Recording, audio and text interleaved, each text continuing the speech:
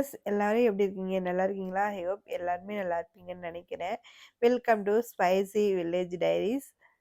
இன்னைக்கு வந்து பார்த்தீங்கன்னா, ஒரு தைப்பூசம் அ முந்தன நாளு, அதுக்கு அடுத்த நாள் இந்த 2 அ நாள் நான் செய்த வேலைகள் தான் பார்க்க போறோம். அதுக்கு முன்னாடி என்ன பத்தின ஒரு இன்ட்ரோ குடுத்துக்கிறேன்.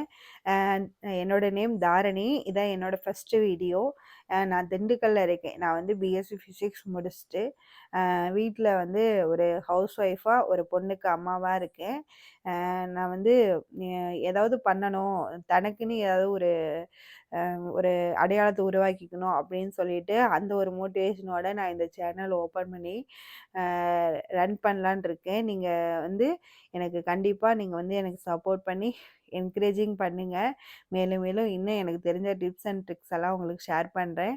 சப்போர்ட் பண்ணுவீங்கன்னு நெனைக்கிறேன் தைப்பூசத்துக்கு மக்களே. மொத நாள் வந்து வீடெல்லாம் கிளீன் பண்ண ஸ்டார்ட் பண்ணிட்டேன். ஏன்னா வந்து எந்த ஒரு பூஜை வீட்ல பண்றதா இருந்தாலும், சாமி கும்பிட்றதா இருந்தாலுமே, மொத நாள் தான் வீடு கிளீன் பண்ணணும். அது அன்னன்னைக்கு நம்ம வீடு கிளீன் பண்ணக்கூடாது.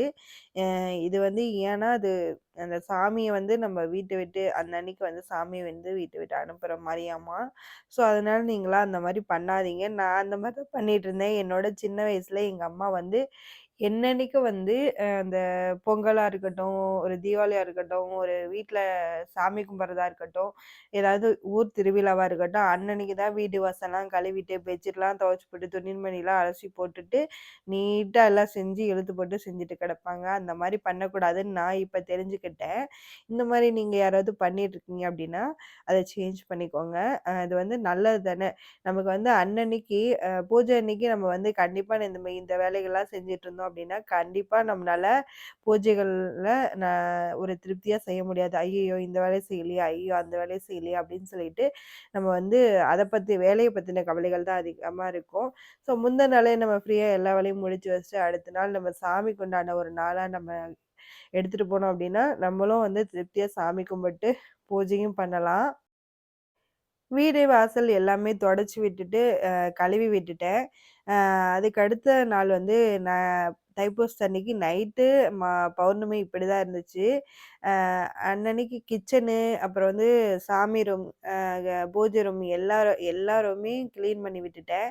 கிச்சன் வந்து தரைய மட்டும் தான் காலையில கழுவியிருந்தேன். நைட்டு வந்து அந்த ஸ்லாப்லாம் கழுவிட்டு, அடுப்பெல்லாம் தொடச்சு வச்சுட்டேன். அதுக்கப்புறம் பார்த்தீங்கன்னா, சாமி ரூமையும் நல்லா கிளீனா பன்னீர் போட்டு தொடச்சு விட்டுட்டேன். தொடச்சு விட்டதுக்கப்புறமே நீட்டா இருந்துச்சு. முருகனுக்கு அபிஷேகம் வந்து ஒரு 3 அபிஷேகம் பண்ணலாம் அப்படின்னு சொல்லிட்டு யோசிச்சு வச்சிருந்தேன். போன தடவ நான் ஒரு 5 அபிஷேகம் பண்ணியிருந்தேன். பஞ்சாமிர்த அபிஷேகம், தேன் அபிஷேகம் அப்படின்னு சொல்லிட்டு, பஞ்சாமிர்த அபிஷேகம் பண்ணும்போது அந்த அந்த ஸ்டாச்சுல போய் நல்லா ஒட்டிக்கிச்சு. அத நான் வந்து ஸ்க்ரப் பண்ணி எடுக்கிறதுக்குள்ளேயே எனக்கு ஒரு மாரி ரொம்ப கஷ்டமா போயிடுச்சு. அடுத்த நாள் காலையில தைப்பூச அன்னைக்கு காலையில 3:50க்கு அலாரம் வச்சு 4 மணிக்கு தாங்க எந்திரிச்சேன். என்னைய மாரி இருக்கீங்கலாம் இருந்தீங்கன்னா மறக்காம கமெண்ட் பண்ணுங்க. நான் வந்து ஒரு 3:50க்கு அலாரம் வச்சு என்னால எந்திரிக்க முடியல, சாமி கும்பிடணும் அப்படின்றதுக்காக சீக்கிரமா எந்திரிச்சுட்டேன் உடனே. அப்புறம் வந்து தண்ணி காய வச்சுட்டேன். அந்த குளிர்ல வந்து பசு தண்ணி ஊத்த முடியாது இல்லையா? அதனால தண்ணி காய வச்சுட்டு, வந்தவுனே வாச தொளிச்சு விட்டு கோலம் போட ஸ்டார்ட் பண்ணிட்டேன். கோலம் போட எனக்கு ஒரு யோசனை. சாரி கட்டலாமா? சுடிதார் போடலாமா? சாரி கட்டலாமா? சுடிதார் போடலாமா? அப்படின்னு சொல்லிட்டு, அப்ப வந்து பார்த்தீங்கன்னா, சரி சாரியே கட்டுவோம் அப்படின்னு சொல்லிட்டு சாரிய எடுத்து வச்சுட்டு போயிட்டு குளிச்சுட்டு வந்துட்டேன். இத யோசிச்சு கோலம்லாம் போட்டு முடிக்கிறதுக்கு 1 மணி நேரம் கம்ப்ளீட்டா முடிஞ்சிருச்சு. நான் யோசிச்சு வச்சிருந்தது 4 டூ 6க்குள்ள நம்ம வந்து இந்த பிரம்ம முகூர்த்தத்துல நம்ம வந்து பூஜை பண்ணிரலாம் அப்படின்னு சொல்லிட்டு யோசிச்சு வச்சிருந்தேன். ஏன்னா வந்து அது ரொம்ப ரொம்ப நல்ல நேரம். காலையில பண்ற ஒரு பூஜை நல்ல ஒரு பலன் குடுக்கும் அப்படின்னு சொல்லுவாங்க. நானும் வந்து ஃப்ரெஷ்ஷா மேக்கப்லாம் பண்ணிட்டு, இது பூஜை பண்ண ஸ்டார்ட் பூஜை பண்றதுக்கு எல்லாமே ரெடி பண்ணி வச்சுட்டுருந்தேன்.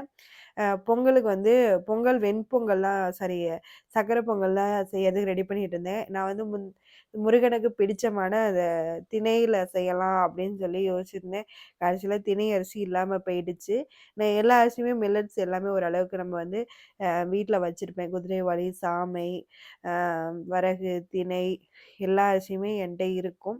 நானும் வந்து அப்படி கொஞ்சம் கொஞ்சமா வந்து வேலைகள்லாம் முடிச்சுட்டு, பொட்டு வச்சு விட்டு, வாசலுக்கு அந்த கோலத்து மேல விளக்கு வைக்கலான்னு சொல்லிட்டு இருந்தேன். அதுக்குள்ள கரண்ட் ஆஃப் ஆயிடுச்சு.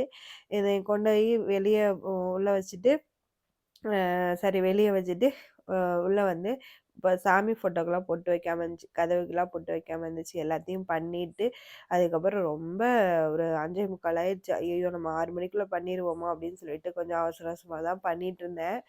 சரி பரவால்ல. அதுக்கு மேல ஆனாலும் ஒண்ணும் பிரச்சனை இல்ல அப்படின்னு எப்ப பண்ண என்ன பூஜை? கடவுளுக்கு கடவுளுக்கு பண்ண வேண்டிய நம்ம மனசார பண்ணா போதும் அப்படின்னு சொல்லிட்டு பண்ணிட்டுருந்தேன். அப்புறம் வந்து பார்த்தீங்கன்னா, பொங்கலும் விசில் வந்துருச்சு. ஓரளவுக்கு அவசரத்தில நான் சீக்கிரமா செஞ்சுட்டு இருந்தேனா, சரி அதனால வந்து எதுவும் அளந்தெல்லாம் போடல. அப்படியே வந்து நுண்ணிக்கு இந்த வெல்லத்த போட்டு நல்லா கிண்டி விட்டு, முந்திரி, திராட்சை, ஏலக்காய் எல்லாம் தட்டி போட்டு வறுத்து கொட்டிட்டு, அ எல்லாத்தையும் எடுத்து வச்சுட்டேன். அப்ப பாப்பா வேற எந்திரிச்சு வந்துட்டா. அவளுக்கு வந்து நம்ம வர காப்பி தான் குடிப்பா. பால் காப்பிலாம் எதுவும் குடிக்க மாட்டாளா. ஸோ, அதனால அந்த பால் காப்பிலாம் குடிக்காதனால அதுவும் நமக்கு ஒரு பெனிஃபிட் தான். வர காப்பியெல்லாம் போட்டு குடுத்துட்டு, அவளுக்கு வந்து அவளையும் வந்து அவங்க அப்பாவோட மறுபடியும் போய் தூங்க வச்சுட்டேன். வாழை இலை பறிச்சுட்டு வந்து சாமிக்கு படையல் போடலான்னு சொல்லிட்டு பொங்கல் சூப்பரா வந்து ரெடி இருந்துச்சு. என்ன ஒரு ஸ்வீட் பண்ணதுமாமே லைட்டா வந்து உப்பு ஆட் பண்ணோம் அப்டின்னா சூப்பரா இருக்கும். ஸ்வீட்டு. பொங்கலும் ரெடி ஆயிடுச்சு. சாமிக்கு படைக்கலான்னு வச்சா, நான் இருக்கிற அவசரத்துல இடம் கவனிக்காம விட்டுட்டேன். மறுபடியும் வந்து அதெல்லாம் ஒதுங்க வச்சுட்டு, சாமிக்கு பூஜை பண்ண ஸ்டார்ட் பண்ணிட்டேன். முருகன் எனக்கு வந்து ரொம்ப ரொம்ப பிடிச்சமான ஒரு முருகன். என்னை அறியாமலேயே நெறைய தடவ முருகா, முருகா, முருகா, முருகான்னு வந்துட்டே இருக்கும் வாயில. இந்த முருகன நெனச்சு தான் நான் வந்து இந்த ஃபர்ஸ்ட்டு யூடியூப் சேனல் ஸ்டார்ட் பண்ணியிருக்கேன். எனக்கு வந்து இந்த முருகன் அருளால எனக்கு வந்து இந்த சீக்கிரமா இந்த சேனல் ரீச் ஆகும் அப்படின்னு சொல்லி எனக்கு வந்து ஒரு ஆ நம்பிக்கை இருக்கு. அப்புறம் வந்து பார்த்தீங்கன்னா, இந்த பாலாபிஷேகம் நான் இப்ப பண்ணேன்ல, இந்த பாலாபிஷேகம் எனக்கு வந்து எந்த அளவு ஒரு வைப குடுத்துச்சு அப்படின்னா, அந்த பால அந்த முருகன் மேல ஊத்துறப்ப, எனக்குள்ள அப்படியே உடம்பெல்லாம் சிலிர்க்குது. ஒரு வைபு அது எனக்கே சொல்ல தெரியல. அந்த அளவுக்கு இருந்துச்சு. அந்த அந்த அபிஷேகம் பண்ணும்போது, "முருகா நீ இருக்கியா?" அப்படின்னு சொல்லிட்டு, "எனக்கு நீ வந்து கண்டிப்பா என்னோட இருக்க." அப்படின்றத நான் அந்த தருணத்தில நான் உணர்ந்தேன். ரொம்ப ரொம்ப ஒரு ஒரு மனசு எப்படின்னா, எவ்வளோ கஷ்டம் இருந்தா நம்ம மனசு முருகனுக்கு தேடி நமக்கு போகும். அந்த அளவுக்கு அந்த ஒரு அபிஷேகம் பண்றப்ப என் மனசுக்குள்ள ஒரு சந்தோஷம். "முருகா நீ என் கூட தான் இருக்கியா?" அப்படின்னு சொல்லிட்டு அந்த அளவுக்கு இருந்துச்சு என் மனசுக்குள்ள. அப்புறம் வந்து பார்த்தீங்கன்னா, முருகனுக்கு பால் அபிஷேகம், திருநீர் அபிஷேகம், சந்தன அபிஷேகம் எல்லாத்தையும் பண்ணி முடிச்சதுக்கப்புறம், இந்த பால் அபிஷேகத்தில முருகன பார்க்க கண்ணுக்கு குளிர்ச்சியா இருக்கு. பார்த்துக்கிட்டே இருக்கலாமா? உன்னைய பார்த்துக்கிட்டே இருக்கலாமா? உன்னைய பார்த்துக்கிட்டே இருக்கலாமான்னு தான் தோணுச்சு. அவ்ளோ அழகா அந்த பால் அபிஷேகத்தில அந்த பால் அ ஜொலிக்கிறாரு அந்த பால் அபிஷேகத்தில. என்னால வந்து பார்த்துக்கிட்டே இருக்கணும்னு தோணுச்சு. அப்புறம் வந்து பார்த்தீங்கன்னா, ஃபர்ஸ்ட்டு பாலாபிஷேகம் பண்ணேன். 2வது வந்து திருநீர் அபிஷேகம். 3வது சந்தன அபிஷேகம். நான் இப்ப தான் ஒரு 2, 3 தடவ தான் பண்ணியிருக்கேன். எனக்கு தெரிஞ்ச ஒரு இதில நான் பண்ணேன். பூஜை வந்து ஓரளவுக்கு நான் கம்ப்ளீட்டா தான் பண்ணியிருக்கேன்னு நெனைக்கிறேன். அப்புறம் வந்து பார்த்தீங்கன்னா, நம்ம வீட்ல பூத்த ரோஜா செடி எல்லாமே வந்து நல்லா பூத்திருந்துச்சு. அத வச்சு முருகனுக்கு நல்லா அபிஷேகம் மனசார பண்ணிட்டு, அம் அ ரொம்ப திருப்தியா சாமி கும்பிட்டேன் வீட்லயே. கோயிலுக்குலாம் அன்னைக்கு போக முடியல. ஸோ, அதனால இன்னைக்கு இந்த வீடியோ அவ்வளோதான். முடிவு வந்தாச்சு. இன்னொரு நல்ல வீடியோல சந்திக்கிறேன். வீடியோ பிடிச்சிருந்தா மறக்காம லைக் பண்ணுங்க, சப்ஸ்கிரைப் பண்ணுங்க. டாடா!